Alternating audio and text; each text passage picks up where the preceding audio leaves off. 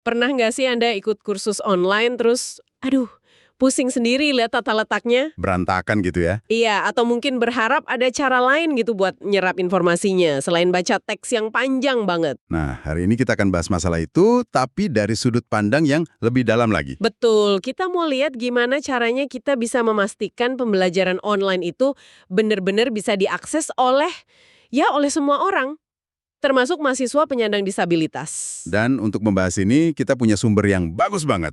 Buku karya Norman Coombs, judulnya Making Online Teaching Accessible. Kita nggak akan sekedar meringkas isinya ya, tapi kita akan coba gali wawasan praktisnya. Betul sekali. Jadi misi kita hari ini tuh mengubah konsep aksesibilitas yang kedengarannya teknis dan rumit. Bikin pusing ya. Iya, menjadi serangkaian langkah praktis yang sebenarnya bisa dilakukan siapa saja, terutama para pengajar. Dan cukup pakai perangkat lunak yang udah kita pakai sehari-hari, kayak Word sama PowerPoint. Nah, itu dia. Dan yang menarik di sini, ini tuh bukan cuma soal memenuhi peraturan kan? Ini soal prinsip desain yang lebih baik secara umum. Maksudnya gimana tuh? Coba deh pikirin jalur landai di trotoar. Itu kan awalnya dibuat untuk pengguna kursi roda ya. Iya, betul. Tapi sekarang siapa yang pakai? Orang tua dorong kereta bayi, kita yang bawa koper berat, anak-anak main skuter. Semuanya diuntungkan. Oh, oke. Jadi satu desain inklusif ternyata bermanfaat buat semua. Persis. Dan prinsip yang sama itu berlaku banget di dunia digital. Oke. Biar kita benar-benar paham kenapa ini penting, kayaknya kita harus mulai dari cerita penulisnya dulu ya, Norman Coombs. Kisahnya luar biasa sih. Semua butuh perantara, butuh waktu khusus buat mengubah materi cetak ke format lain. Akses informasinya jadi sangat terbatas. Nah, terus di pertengahan 80-an, ini momen pentingnya. Momen pencerahannya ya. Betul, seorang koleganya itu mendorong dia buat coba komputer Apple yang disambungkan dengan voice synthesizer. Alat yang bisa mengubah teks di layar jadi suara itu. Iya, awalnya Coombs skeptis banget. Dia mikir, saya ini sejarawan, buat apa saya pakai komputer? Pertanyaan yang sekarang kedengarannya lucu ya, tapi waktu itu wajar banget. Wajar sekali, komputer masih dianggap mesin hitung. Bukan alat untuk membaca dan menulis. Tapi ternyata teknologi itu ngubah hidupnya. Untuk pertama kalinya, dia bisa nulis dan ngedit naskahnya sendiri, tanpa perlu bantuan orang lain. Wow. Dia bisa baca email dari mahasiswanya kapanpun dia mau, nggak perlu nunggu ada yang bacain. Ini bukan soal kemudahan lagi, tapi soal kemandirian. Ada satu momen di bukunya yang menurut saya paling kuat. Yang mana tuh? Coombs cerita waktu dia tukar-menukar email sama seorang mahasiswi tunarungu buat bahas tugas akhir. Oke. Setelah beberapa kali balas-balasan, mahasiswi itu nulis sesuatu yang mengejutkan. Dia bilang, ini pertama kalinya saya bisa berbicara langsung dengan guru saya, tanpa perlu penerjemah. Tunggu, ini luar biasa. Artinya teknologi ini bukan sekedar alat bantu ya, Bukan. tapi sebuah medium komunikasi yang benar-benar baru. Yang bisa menghilangkan perantara, yang mungkin selama ini jadi penghalang psikologis juga. Tepat sekali. Dan ini membawa kita ke gagasan utama di buku ini. Apa itu? Bahwa teknologi digital itu punya potensi menciptakan ruang belajar yang setara. Ruang belajar yang setara. Iya, informasi digital itu kan pada dasarnya cair ya. Teks yang sama di file Word misalnya bisa tampil di layar, bisa dibacakan suara sintetis. Atau bisa dicetak ke huruf braille. Nah, itu dia. Fleksibilitasnya itu kuncinya. Dari sini kita masuk ke fondasi pemikirannya, yang disebut desain universal. Universal design, Konsepnya kedengaran canggih, tapi idenya sebenarnya sederhana banget. gimana tuh? Jangan merancang sesuatu untuk mayoritas, terus baru bikin tambalan buat minoritas. Sebaliknya, rancang dari awal untuk spektrum pengguna seluas mungkin. Analogi subtitle di film itu pas banget. Oh iya, benar. Awalnya kan dibuat untuk penonton tunarungu.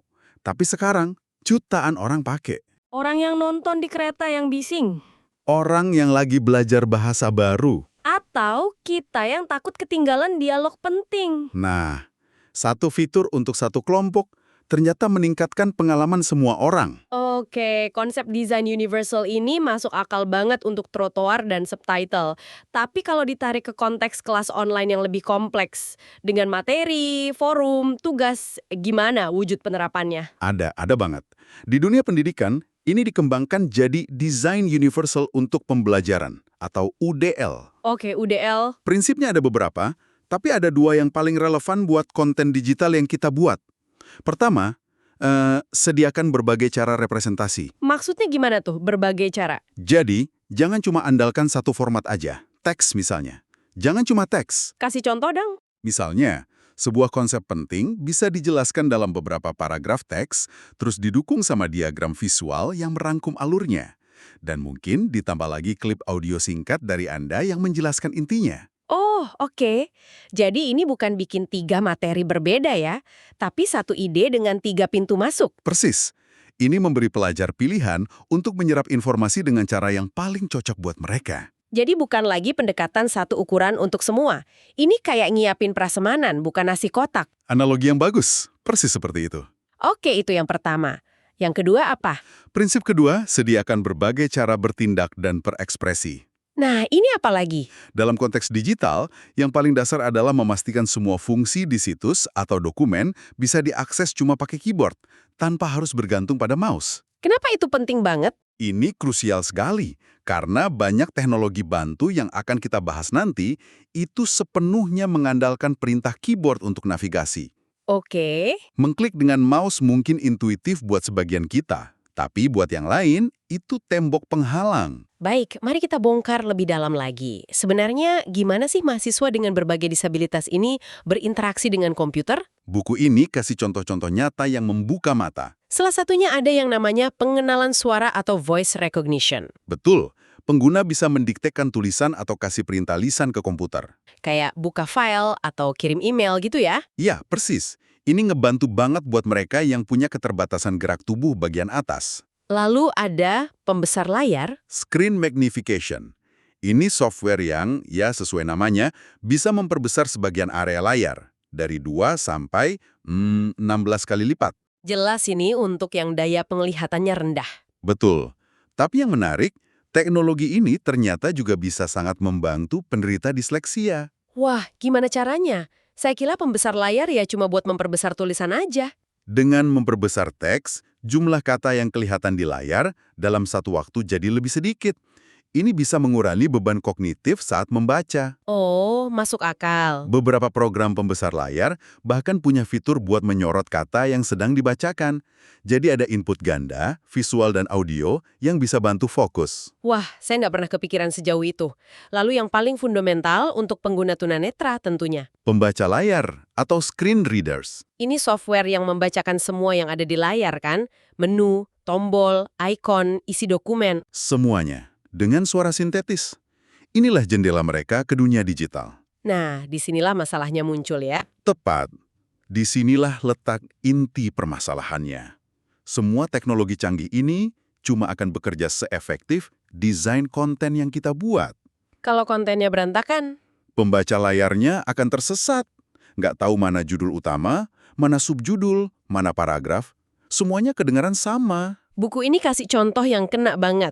Platform e-learning atau LMS. Oh iya? Halaman depannya itu seringkali penuh sesak dengan puluhan tautan, menu, pengumuman, kalender. Bagi pengguna pembaca layar yang harus navigasi satu persatu pakai tombol tab, ini kayak dilepaskan di perpustakaan raksasa yang berantakan, tanpa katalog.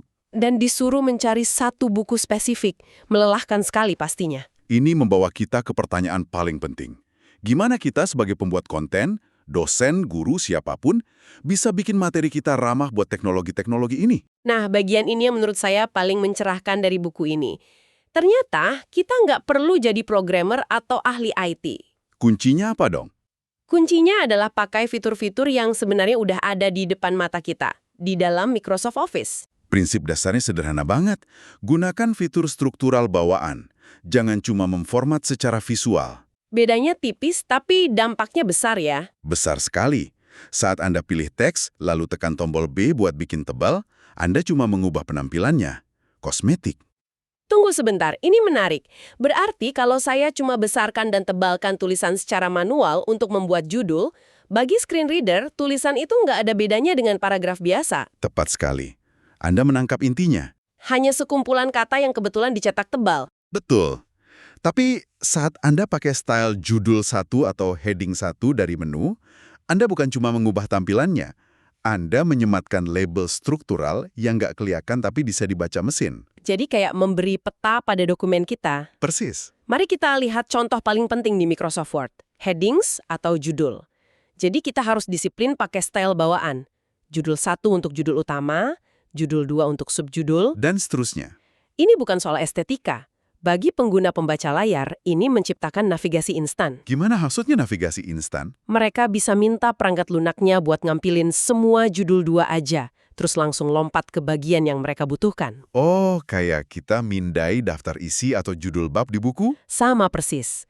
Dan ada bonusnya, kalau Anda udah pakai style judul ini, Anda bisa bikin daftar isi otomatis yang bisa diklik cuma dalam hitungan detik. Lagi-lagi, desain universal, membantu semua orang. Betul. Oke, itu untuk teks. Lalu, gimana dengan gambar? Gambar kan nggak bisa dibaca oleh mesin. Pertanyaan bagus. Disinilah alt text atau teks alternatif berperan. Deskripsi singkat di balik gambar ya. Iya, saat pembaca layar ketemu gambar, ia nggak akan bilang ada gambar, tapi akan bacain deskripsi yang kita tulis. Misalnya, grafik batang yang menunjukkan peningkatan penjualan di kuartal pertama 2024. Gimana kalau gambarnya cuma hiasan? Kayak logo di pojok atau ornamen bunga? Alt teksnya dikosongin aja. Jangan. Kalau kosong, beberapa pembaca layar malah bingung, terus bacain nama filenya. Kayak img2056.jpg, kan nggak informatif. Terus gimana? Triknya, isi alt text dengan satu karakter spasi. Ini sinyal buat pembaca layar untuk, oke, abaikan gambar ini, dan lanjut ke konten berikutnya. Poin. Saya yakin banyak dari kita, termasuk saya, bersalah karena sering bikin presentasi yang isinya penuh gambar dan kotak teks acak di mana-mana. Apa itu masalah? Itu masalah besar. Aturan pertama di PowerPoint, selalu gunakan layout atau tata letak slide bawaan.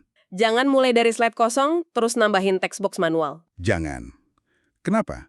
Karena kotak-kotak teks itu nggak punya urutan baca yang logis bagi mesin. Akibatnya, Saat presentasi itu disimpan sebagai PDF, urutan teksnya bisa jadi kacau balau. Atau lebih buruk lagi, beberapa teks bisa hilang sama sekali. aduh, saya merasa tertampar.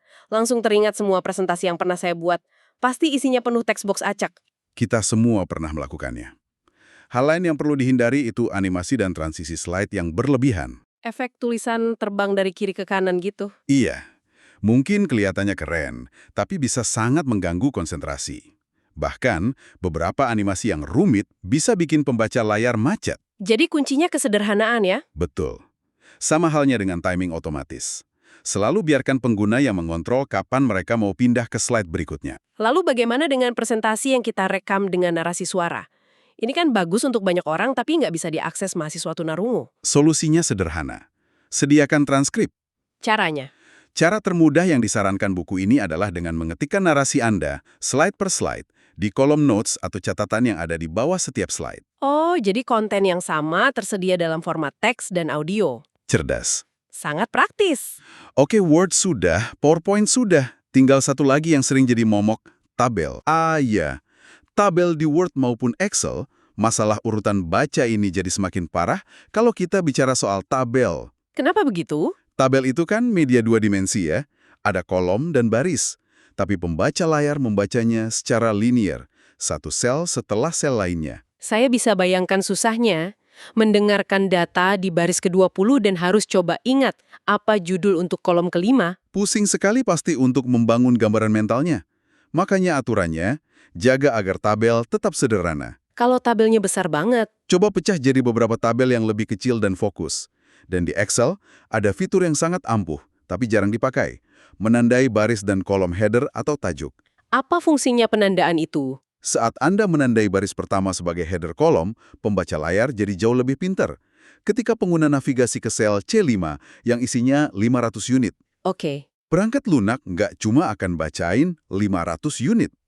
Ia akan membaca konteksnya juga, jadi bulan, Februari, penjualan 500 unit. Wah, itu pengubah permainan. Iya, secara otomatis mengumumkan tajuk yang relevan untuk data tersebut. Dari yang tadinya cuma sekumpulan angka acak menjadi informasi yang punya konteks jelas. Perbedaannya sangat besar dalam hal pemahaman. Jadi, kalau kita tarik benang merahnya nih, membuat konten online yang aksesibel itu intinya bukan tentang melakukan pekerjaan ekstra yang rumit ya. Bukan sama sekali. Ini lebih tentang bekerja lebih cerdas dengan alat yang sudah kita kuasai. Cuma soal membiasakan diri pakai styles di Word, nambahin alt text untuk gambar, dan pakai layout bawaan di PowerPoint. Dan pada akhirnya, ini semua kembali ke prinsip desain universal yang kita bahas di awal. Betul.